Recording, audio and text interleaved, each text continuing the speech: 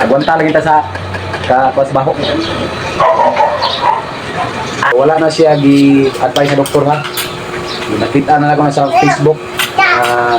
Herbal nga tambal para sa Facebook. Ato akong testingan ra mga bossing kung effective na siya. Mga busing, so mao ni ako ang tambal sa ko ang ipamati no sa vertigo no. Oregano kanang green ya. Ahos og luya. Ano siya ato ang butangan og ini tubig mga busing para atong imnon kaduha sa kadlaw. Mahaw before pamahaw o before panihapon pero wala na siya gi advice sa doktor ha. Nakita na ako na sa Facebook. Herbal nga tambal para sa vertigo. So ato akong testingan ra mga bossing kung effective na siya. Ano ni siya ato aning butangan og duha ka basong tubig para usa sa before pamahaw ug usa sa before manihapon. So salamat kayo sa ako ang tighimo no. Ako ang pinalanggang inahan. Ano siya tighimo.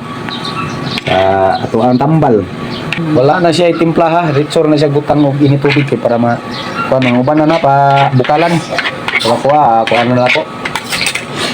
Kainom ko kaduha gapon na medyo okay man akong paminaw pod. Murag effective gid siguro siya. So kamo diha na yung mga vertigo, i-try ninyo ni. Kana gibutangan na gini tubig ha. Ano na atong imnon karon. So mao na ni siya mga busing, ready to drink. Testing na to ginom ha. Ang lasa ni mga busing, iso gid siya kayo nga halang-halang. Kay oregano, luya ug ahos gani siya. Testing na to ginom. Agwanta lagi ta sa kapas baho.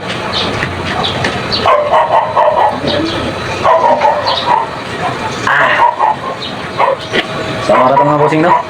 Ato ang inom ni siya. Kaduha sa kadlaw.